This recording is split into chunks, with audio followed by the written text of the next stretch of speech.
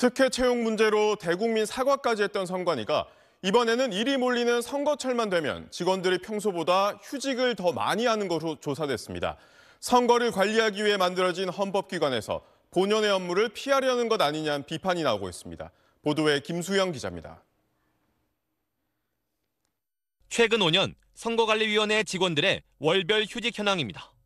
대선과 지방선거가 겹쳤던 지난 2022년 6월을 보니 휴직자 수가 226명입니다. 큰 선거가 없었던 그로부터 1년 전과 비교하면 2배 넘게 늘어났습니다. 최근엔 조기 대선 가능성이 거론되는 상황에서 올해 2월 기준 휴직자가 131명입니다. 큰 선거가 없었던 지난 2021년 2월에 84명과 비교하면 역시 휴직자가 크게 늘었습니다.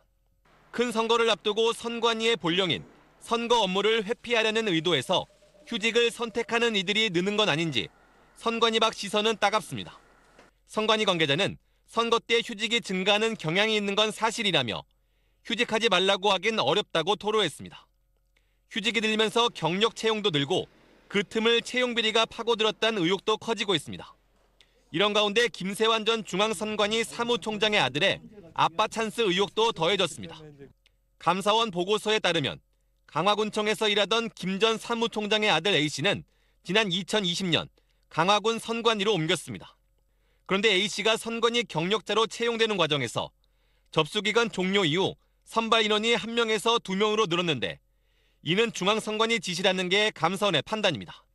최종 2등으로 합격한 A씨를 위해서 김 전 총장이 인원을 늘려준 걸로 감사원은 의심하는 겁니다. 또 A씨가 1년 만에 인천 선관위로 옮기면서 관사 특혜를 받았다는 의혹도 감사원은 제기합니다. 당사자는 3월 6일자로 중앙선관위 사무처로 발령이 났어요. 누가 배제돼서 나중에 중앙위원회에서 후속 조치가 있을 걸로 알고 있습니다. 김 전 사무총장은 감사원에 제출한 소명 자료에서 채용 비리 의혹을 전면 부인하는 취지로 답변했습니다.